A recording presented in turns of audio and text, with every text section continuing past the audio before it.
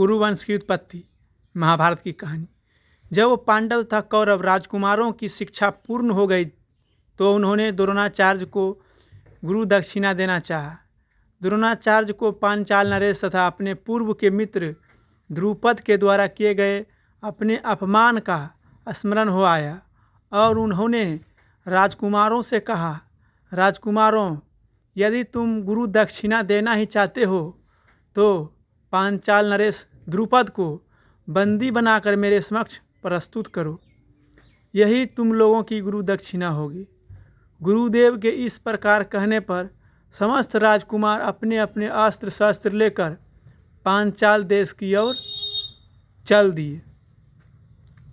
पांचाल पहुंचने पर अर्जुन ने द्रोणाचार्य से कहा, गुरुदेव, आप पहले कौरवों को राजा द्रुपद से युद्ध करने की आज्ञा दीजिए। यदि ये द्रुपद को बंदी बनाने में वो सफल हो रहे तो हम पांडव युद्ध करेंगे। गुरु की आज्ञा मिलने पर दुर्योधन के नेतृत्व में कौरवों ने पांचाल पर आक्रमण कर दिया। दोनों पक्षों के मध्य भयंकर युद्ध होने लगा, किंतु अंत में कौरव परास्त होकर भाग निकले। कौरवों को पलायन करते देख पांडवों ने आक्रमण आरंभ कर दिया। भीम तथा अर्जुन के पराक्रम के समक्ष पांचाल नरेश की सेना हार गई। अर्जुन ने आगे बढ़कर द्रुपद को बंदी बना लिया और गुरु द्रोणाचार्य के समक्ष ले गए। द्रुपद को बंदी के रूप में देखकर द्रोणाचार्य ने कहा, हे द्रुपद, अब तुम्हारे राज्य का स्वामी मैं हो गया हूँ। मैं तो तुम्हें अपना मित्र समझकर तुम्हारे पास आया था, किंतु तुमने मुझे अपना मित्र स्वीकार नहीं किया था। अब बताओ, क्या तुम मेरी मित्रता स्वीकार करते हो? द्रुपद ने लज्जा से सिर झुका लिया और अपनी भूल के लिए क्षमा याचना करते हुए बोले, हे द्रोण, आपको अपना मित्र न मानना मेरी भूल थी और उसके लिए अब मेरे हृदय में पश्चाताप है। मैं तथा मेरा राज्य दोनों ही अब आपके अधीन हैं। अब आपकी जो इच्छा हो करें।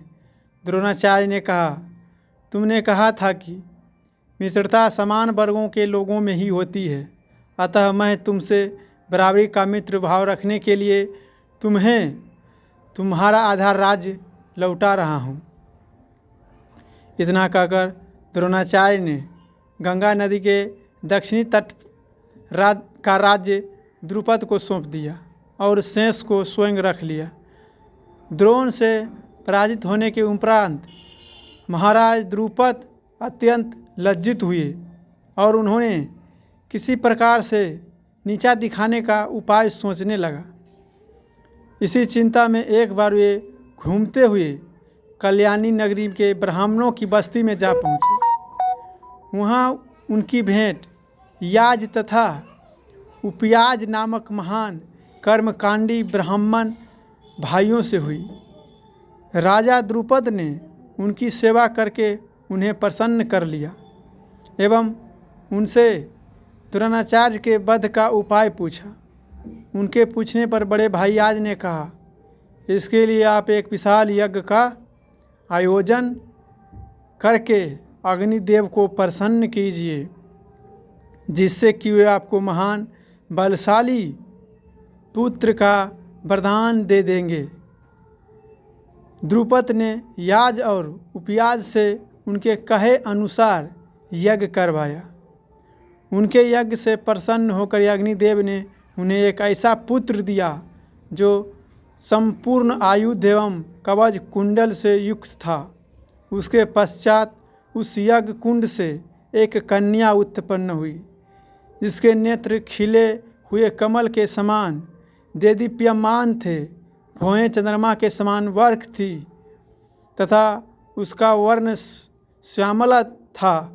उसके उत्पन्न होते ही आकाशवाणी हुई कि इस बालिका का जन्म क्षत्रियों के संहार और कौरवों के विनाश के हेतु हुआ है।